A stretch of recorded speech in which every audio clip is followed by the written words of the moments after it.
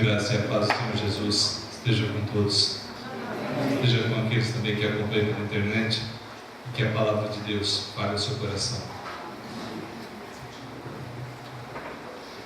Nós vamos ao final orar também pelos enfermos e necessitados, orar por tua causa.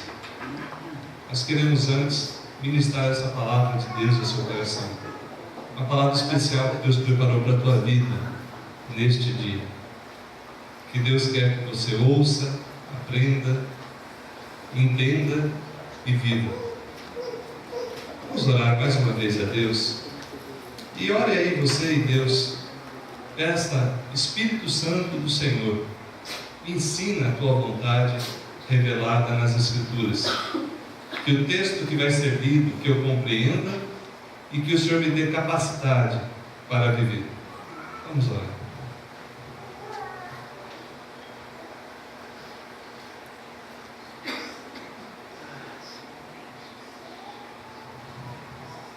Deus bendito, rogamos que nesse instante o Senhor tenha misericórdia de nós, e conforme a tua promessa, testifique com o teu Santo Espírito de tua palavra nos corações, e venha produzir tudo aquilo que o Senhor deseja. Também rogamos, Deus, que afaste de nossa mente, do nosso coração, toda e qualquer coisa que possa interferir na compreensão da tua palavra. Em nome de Jesus, Deus, me dê sabedoria, me dê discernimento, me dê um coração simples para transmitir a tua vontade para os teus filhos. Assim nós oramos e assim já agradecemos em Cristo Jesus. Amém. Imagine o seguinte: você tem uma questão muito importante a ser tratada no âmbito judiciário, uma autoridade, e ela decide convocar você para uma audiência. Qual seria a tua atitude? É algo do teu interesse.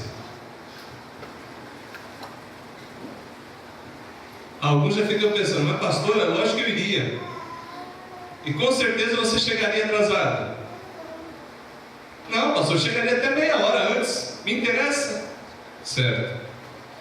E você iria de qualquer maneira? Não, eu já iria mais preparado. Ou numa linguagem mais jovens aí, uns panos, né? Uns panos melhorados, melhorzinho que você tivesse. Nós temos falado aqui na igreja a respeito de aspectos muito importantes e muito maiores do que o encontro com a autoridade dessa terra. Nós temos falado de momentos especiais com Deus, ou o encontro com Deus. O quanto é importante você compreender nas Escrituras o valor desse encontro com Deus. E não estou falando aqui de um momento específico, mas de algo especial que Deus prepara para a sua vida. E que, vindo da parte de Deus, haverá de produzir algo maravilhoso na sua existência a partir daquele instante. Nós percebemos nas Escrituras Sagradas que é Deus que prepara esses momentos especiais. Foi assim na vida de Moisés, foi assim na vida de Elias, foi assim na vida de Isaías, que nós vimos há poucos dias, o pastor Anísio pregou. Nós vemos momentos especiais na vida do apóstolo Paulo, na vida de Cornélio e na vida de cada um daqueles que são filhos de Deus. É evidente que a vida cristã, ela não tem base, ela não se alicerça só de momentos especiais. Porém, esses momentos especiais são legítimos e são produzidos por Deus na vida do seu povo, para que ocorra uma compreensão, para que ocorra uma transformação, para que venha a produzir algo que é necessário e que Ele está requerendo. Hoje queremos, com a graça de Deus, ver sobre o encontro com a visão do Cristo exaltado. Nós vamos analisar as Escrituras, analisar um texto das Escrituras e ressaltar desse texto, pelo menos esse aspecto: o encontro com a visão de Jesus Cristo exaltado. Antes de mais nada, é necessário frisarmos algumas coisas a respeito do texto que haveremos de ler. Para aqueles que não sabem, nós temos em Mateus, Marcos e Lucas narrativas das boas novas de Jesus Cristo. Evangelho significa boas novas. E narrativas semelhantes. Por que eu digo semelhantes? Em algum aspecto ou outro elas podem ser diferentes. Isso mais uma demonstração de autenticidade do que de algo diferente disso. Por quê? Porque eles não combinaram escrever o que escreveram. Todavia o Espírito Santo inspirou para que escrevessem o que era necessário que nós soubéssemos. Então o texto que vamos ler vai estar embasado no Evangelho conforme escreveu Lucas capítulo 9. Mas também usaremos o Evangelho de Marcos capítulo 9 e o Evangelho de Mateus capítulo 17. Comecemos então no texto do Evangelho de Jesus Cristo, conforme escreveu Lucas. Essas boas novas não eram de Lucas, e sim de Jesus Cristo.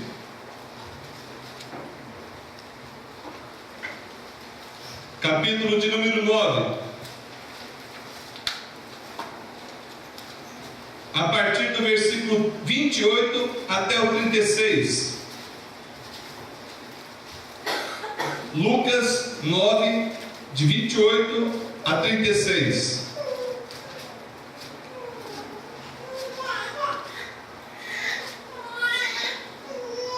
Assim diz a palavra do nosso Deus: cerca de 8 dias depois de proferidas essas palavras, tomando consigo a Pedro, João e Tiago, subiu ao monte com o propósito de orar.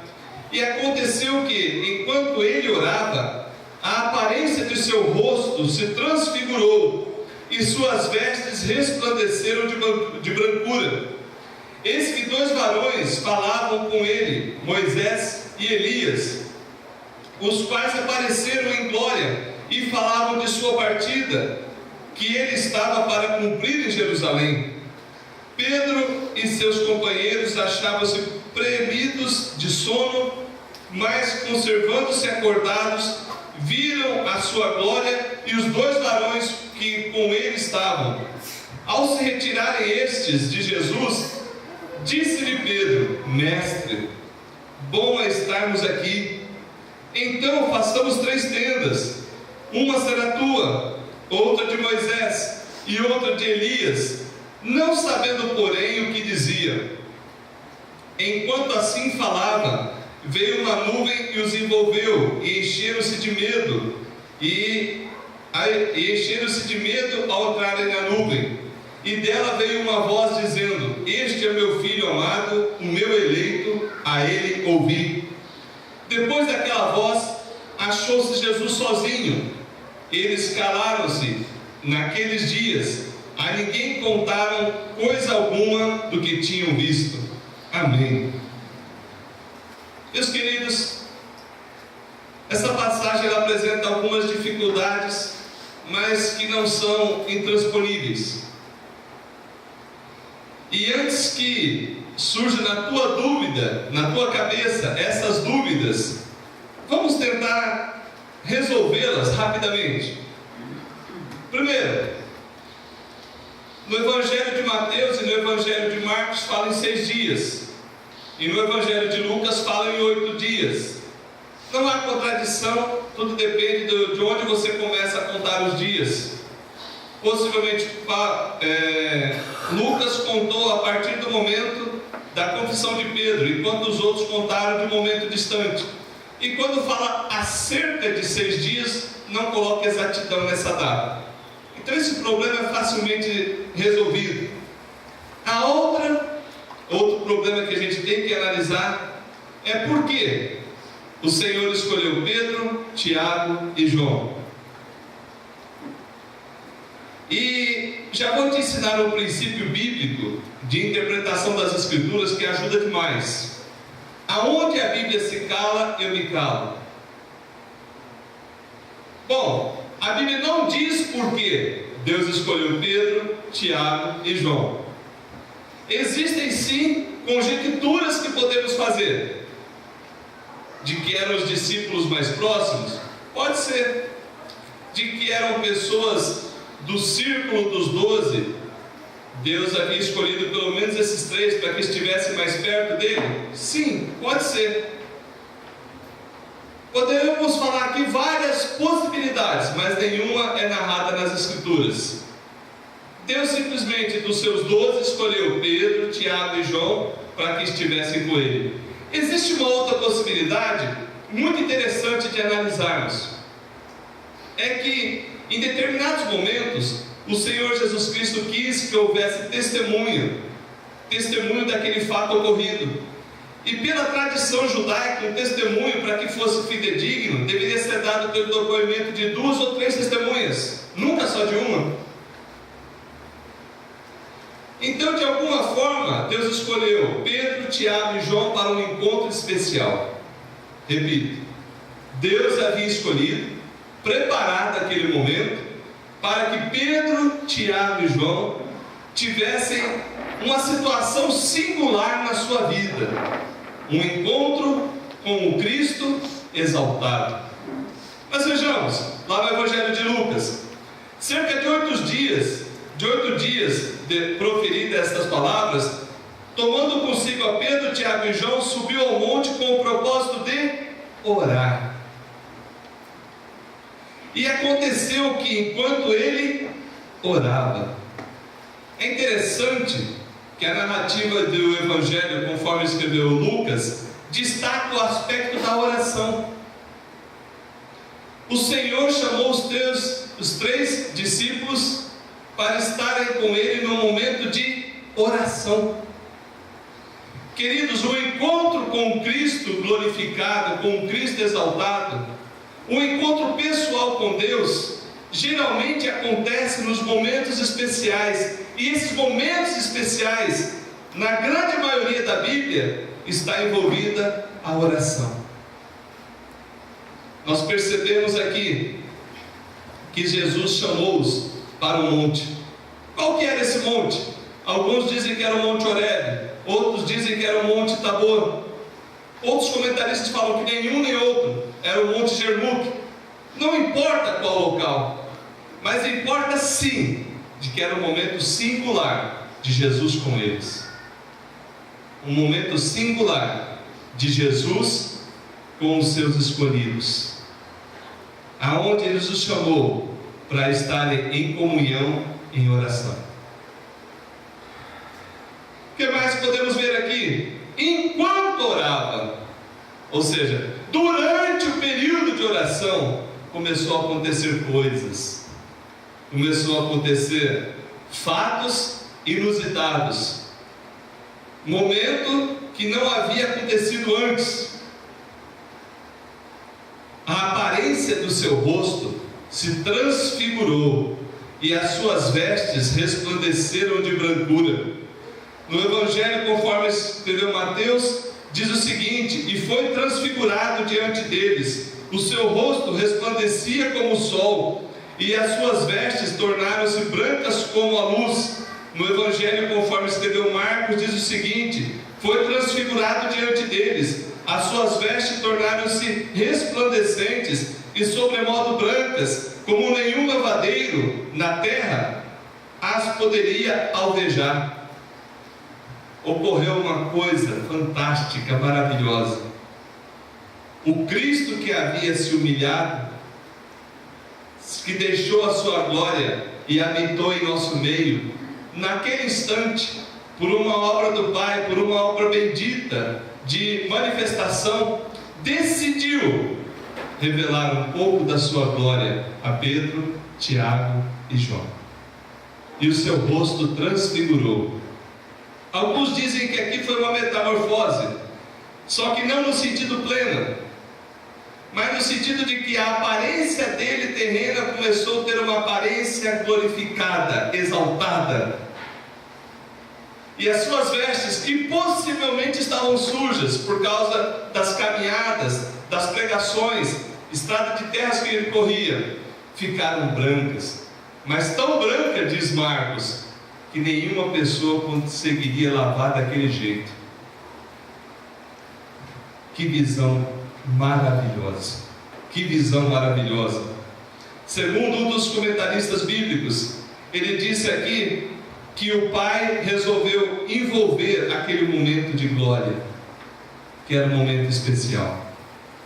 Havia o envolvimento do Pai com a glória de seu Filho, havia o envolvimento do Espírito com a glória do seu Filho. E aqui nós percebemos, irmãos, que aquele momento foi muito singular, porque o rosto do Cristo se transformou, brilhava, as suas vestes ficaram brancas. Agora imagine eu e você ali no lugar de Pedro, Tiago e João. Procure imaginar. De repente eu pegando a Ana, a Rosângela e a Cris. Vamos estar comigo no momento de oração? Vamos, tudo bem, orar com a gente mesmo. E chega lá e começa a acontecer coisas diferentes, mas não simplesmente diferentes, singulares, que nunca aconteceram antes e dá a entender que não aconteceu depois. Era o momento do encontro com Cristo exaltado. A narrativa vai adiante. A narrativa diz que eis que 2 varões falavam com ele, Moisés e Elias. Outra dificuldade facilmente transposta. Quem contou para eles que era Moisés e Elias? Não tinha jornal da época. Nós não tínhamos foto de Elias e de Moisés. É uma dificuldade que ao ler o texto a gente tem que encarar. Não havia possibilidade de, através do Espírito, se afirmar: esse aqui é Moisés, esse aqui é Elias. Possivelmente, ou Jesus revelou, ou durante a conversa ficou expressado, Jesus chamando um ou outro pelo seu nome. Mas o importante é da aparição dessas 2 pessoas, é o que elas significam. Vejamos, qual que era o simbolismo da pessoa de Moisés no Antigo Testamento? O libertador. Era aquele que Deus levantou para libertar o seu povo. Moisés também no judaísmo é lembrado como a lei. Elias é lembrado como um grande profeta, mas um profeta que Deus tomou para si, de forma que ele foi arrebatado vivo.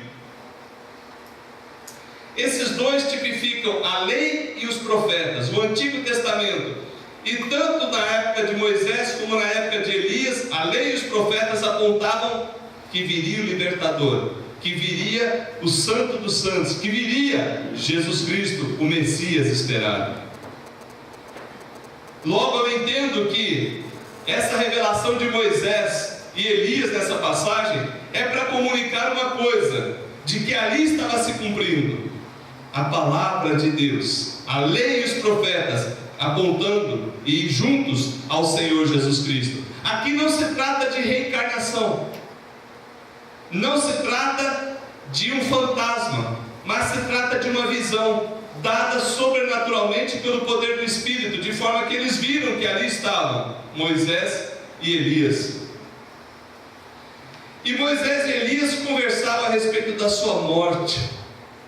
Diz o verso 31: os quais apareceram em glória e falavam de sua partida, que ele estava para cumprir em Jerusalém. Nós não temos a narrativa completa desse momento, porque Deus não nos quis revelar, mas aquilo que Ele nos mostra já é muito significativo. Do que tratavam eles? Tratavam do que o Messias havia falado um pouco antes, de que o Filho do Homem haveria de padecer, haveria de morrer, haveria de ser crucificado, e ao terceiro dia ressuscitaria. Essa palavra é linda porque o Senhor está dizendo para mim e para você, o Senhor está dizendo para mim e para você, de que a glória e o resplendor dele, ainda que sejam momentos de pavor no teu coração, é para a salvação da tua vida. Eles ficaram com medo e Jesus estende a mão e fala: não temam, esse momento é por causa de vocês. Vocês não vão contar nada para ninguém até que ele aconteça, até que aconteça a ressurreição. Depois está liberado, pode contar para todo mundo. Mas se duvidarem de mim, então vão ter que duvidar dos três, porque era o depoimento de três testemunhas, Pedro, Tiago e João, dizendo da visão ou o encontro com o Cristo exaltado que haviam tido antes da sua crucificação. O que essa passagem nos ensina, meus queridos? Dentre as várias coisas que o Senhor já falou no teu coração, vamos ressaltar algumas. Primeiro, o encontro com Deus é o próprio Deus que prepara para a tua vida, mas você tem que se dispor. Imagine, por exemplo, Pedro, Tiago e João falando: não, Senhor, vamos fazer o seguinte, o Senhor vai orando lá, que a gente tem um churrasquinho aqui, daqui a pouco a gente sobe. Ou então assim: Senhor, sabe o que é? O Senhor demora muito na tua oração, o Senhor fala muita coisa, a gente vai chegar já no finzinho, depois a gente pega o amém.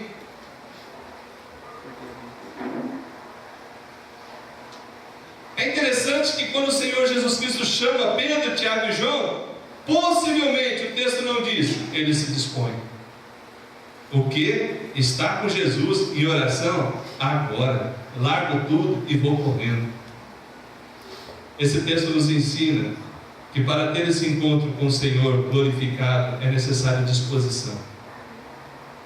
É necessário que você perceba que é o momento que Deus preparou, mas que você precisa estar nele. Outro fato que esse texto nos ensina é que quem é o Senhor Jesus na tua vida? Jesus de Nazaré, ele é revelado aqui como o único e real Filho de Deus. Jesus de Nazaré é revelado aqui como aquele que haveria de morrer e ressuscitar. Jesus de Nazaré é revelado nesse texto como o cumprimento pleno das profecias do Antigo Testamento. Ele é revelado como o Filho eterno e glorioso do Pai, de tal maneira que aquela visão do Jesus fraco, humilhado, zombado, em algumas cidades ele era expulso. Lembram disso? Numa cidade lá que ele expulsou um demônio, o pessoal pediu: olha, sai daqui, Jesus, não fica aqui não, porque senão a nossa manada de porco vai toda morrer. Então, esse Jesus, que na visão de alguns era só mais um homem, ali estava sendo revelado como plenamente divino. Ao ouvir aquela voz do alto, dizendo: este é meu filho amado, a ele ouvi, essa mensagem é para mim e para você, que devemos ter ouvidos para ouvir a palavra de Deus e parar de agir como se fôssemos surdos.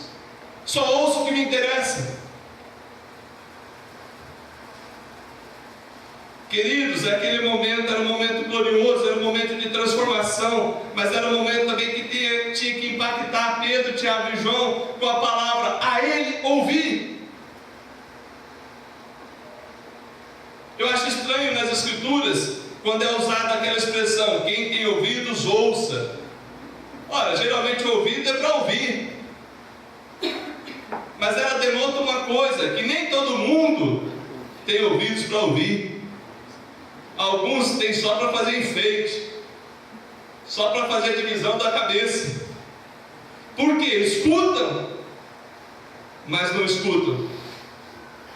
Ouvem, mas não entendem. Querem saber, mas não querem viver. Quer tomar conhecimento, quer fazer do Evangelho uma enciclopédia de informações que não refletem e não redundem numa prática condizente. Esse texto nos ensina, meu querido, que esse encontro com Deus é um momento muito especial, onde você vai entender que o teu Jesus é o Rei dos Reis, Senhor dos Senhores. Eu gosto demais de lembrar que essa cruz está vazia. Muita gente estranha: pastor, não é errado numa igreja evangélica ter cruz? Alguns acham que sim, outros acham que não. Eu concordo de ter, desde que não tenha ninguém pregado nela. Que é para lembrar que o nosso Cristo não está aqui, mas ressuscitou. Glória a Deus, aleluia. Que é para lembrar que essa cruz aqui era minha e tua. Essa cruz foi por minha causa, foi por tua causa. E o assunto que tinha naquele momento glorioso era eu e você. Eu fico maravilhado com isso. Do que conversavam Moisés, Elias e Jesus? Das coisas que haveriam de acontecer. Que coisa? Da sua partida. Que partida? O Cordeiro de Deus, que haveria de ser morto pelos nossos pecados, cumprindo a palavra de Isaías 53, cumprindo as profecias do Antigo Testamento, trazendo ao seu povo poderosa salvação. Oh, que maravilha! O encontro com Deus tem que produzir em você temor. Eu não consigo entender homens e mulheres que dizem que tiveram um encontro com Deus e a sua vida não mudou. Não consigo entender. Que Deus me perdoe se eu estiver errado. Mas um encontro com Deus que não mudou a tua vida, não foi encontro coisa nenhuma. Foi talvez um filme que você quis assistir, mas não participou de nada. Foi um entretenimento, não foi um encontro.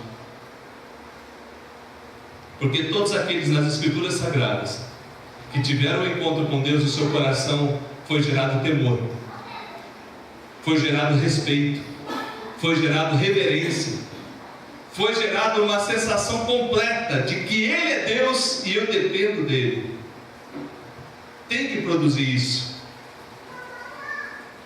Mas ao mesmo tempo que gera temor esse encontro, gera uma palavra gostosa, maravilhosa: não temais, eu amo vocês. Fique em pé. Ou, se nós quisermos parafrasear Pedro e João, levanta e anda na porta do templo. Queridos, que o Senhor Jesus Cristo estava querendo com esse encontro não foi o momento de falar eu sou o cara, mas foi o momento de mostrar por que o cara veio, por que ele, o único, veio, e de tal maneira mostrar a importância que tem o seu povo para Ele. Você sabe que você é amado de Deus? Que tanto você conhece esse amor de Deus? Eu me impressiono quando cristãos verdadeiros, eu creio que são sinceros, não compreendem a dimensão do amor de Deus. E aqui eu já preguei, o pastor Anísio já pregou, mas nunca vai ser demais pregar de novo. Qual o tamanho do amor de Deus por você? Foi um tamanho imenso, imensurável, mas foi pago um alto preço, a vida do Filho. Ele te ama tanto que não poupou o seu próprio Filho, para que você tivesse vida, tivesse esperança, tivesse perdão, reconciliação, paz, uma nova vida. O encontro com Deus tem que produzir isso, compreensão, e essa compreensão vai ser refletida na vida. Um pouco antes, Pedro disse: não, Senhor, o Senhor não vai passar pela cruz, o Senhor é o Messias, o Senhor é o libertador, colocando na linguagem de hoje, né? E Jesus falou para ele: arreta, Satanás. Foi justamente para essa hora que eu vim. Como assim? Sem a cruz não tem perdão para mim e para você. Sem a cruz, quem teria que acertar a conta seria cada um de nós, e nunca conseguiríamos acertar, porque a gente está sempre em dívida. Mas o sacrifício perfeito nos deu a reconciliação, a justificação, de modo que os nossos pecados são cancelados em Cristo, são pagos em Cristo, são quitados em Cristo, e nós temos agora esse encontro bendito com o Senhor, Rei dos Reis. Quando eu olho para o Apocalipse, a visão do Cristo glorificado, eu viajo, eu acho lindo demais.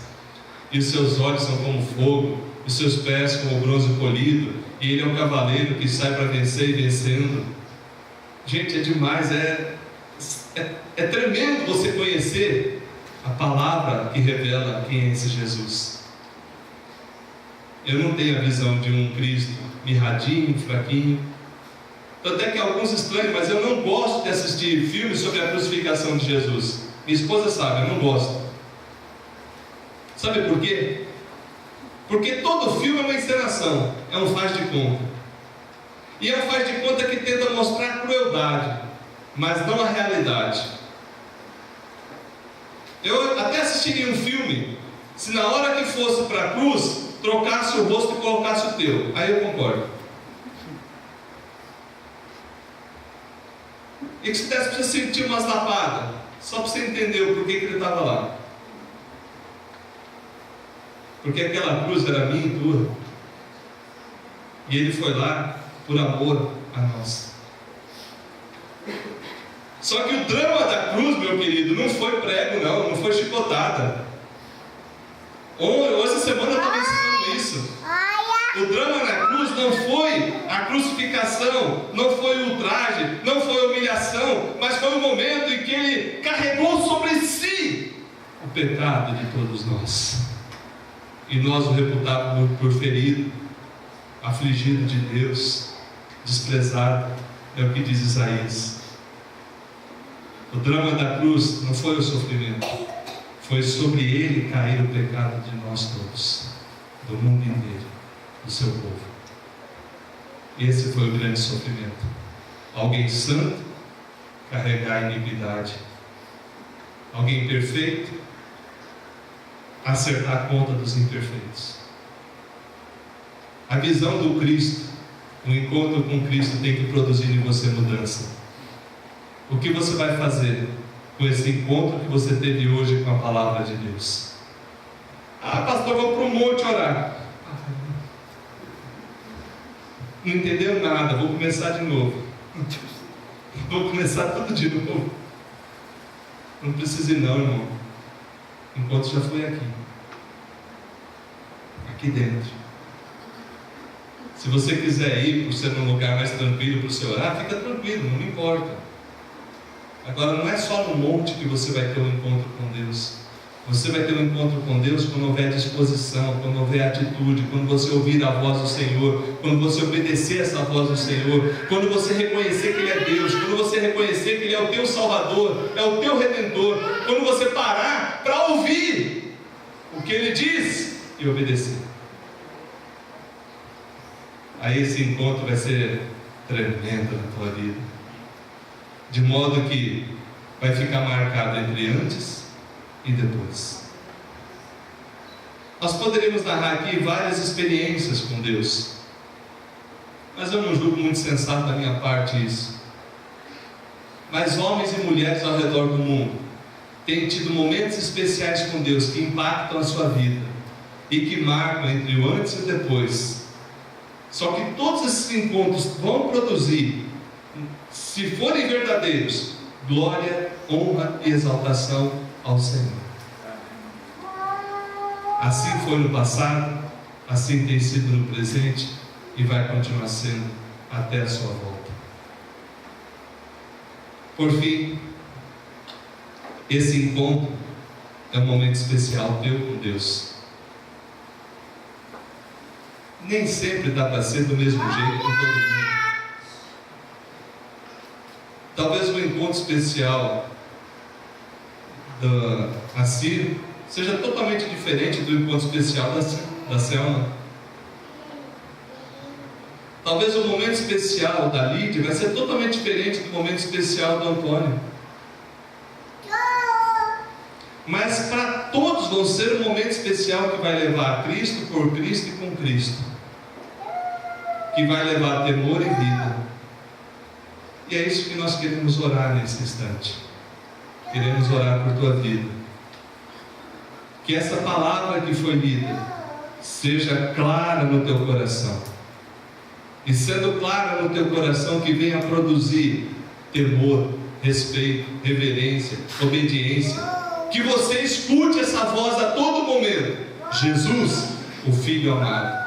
Ouça a Ele, ouça a Jesus, obedeça a Jesus, e a tua vida vai ser para a glória e honra do Senhor. E Ele confirmará você todos os dias. Aleluia. Louvado seja o Senhor. Nós vamos agora orar por aqueles que sofrem, por aqueles que estão precisando. Nós temos um pedido aqui de oração pelo David, que sofreu um acidente de carro e talvez necessite de uma cirurgia na coluna.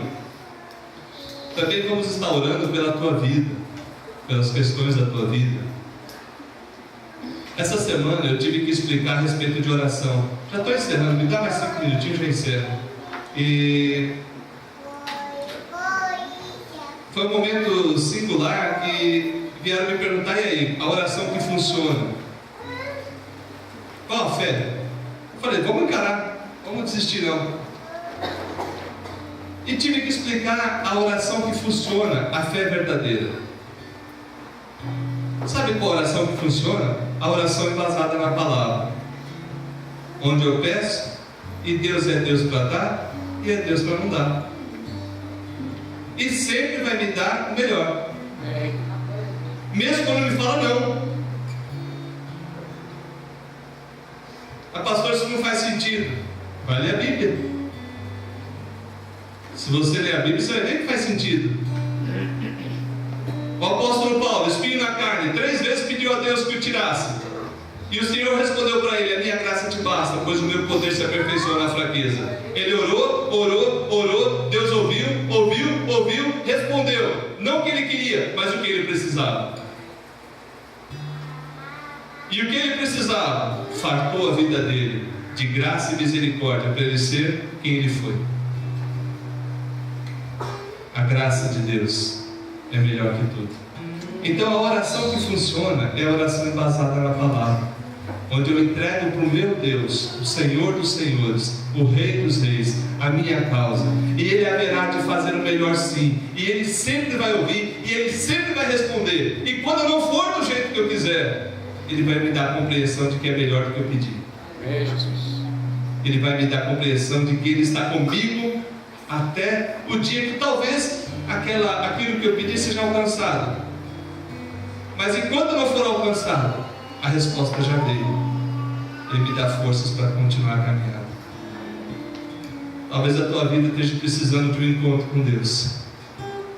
Talvez a tua vida precisa rever valores e conceitos que não estão alinhados com a Bíblia. Então, se por acaso é esse o teu caso, peça perdão. Fala: Deus, meus conceitos não estão sendo os teus conceitos. Eu achava que eu tinha que bater o pé e o Senhor responder. Só que o Senhor responde e eu estou vendo que eu não estou entendendo. Jesus sempre responde. Repito, Jesus sempre responde. Jesus sempre ouve. Nenhuma coração quebrantado e contrito Ele vai desprezar. Então agora a gente vai colocar a tua causa diante de Deus e vai ter resposta. Amém. A resposta vai ser agora, vai ser hoje. Amém. Pela palavra de Deus. Se não for o que você está pedindo, com certeza vai ser o que você precisa. Até mesmo para superar e vencer até chegar ao que você almeja. Fique em pé, vamos orar.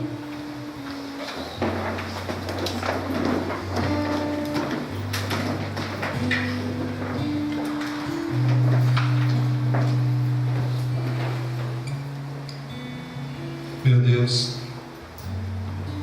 primeiro, nos perdoe. Nos perdoe os momentos que o Senhor nos chama para estarmos contigo em oração e a gente não vai. Nos perdoe os momentos, Deus, que o Senhor prepara tão especiais em nossa vida e a gente age como se não fosse especial. Nos perdoe, Deus, quando a Tua palavra revela Jesus glorificado e exaltado e nós não temos o devido temor e respeito, a devida reverência que o Senhor merece.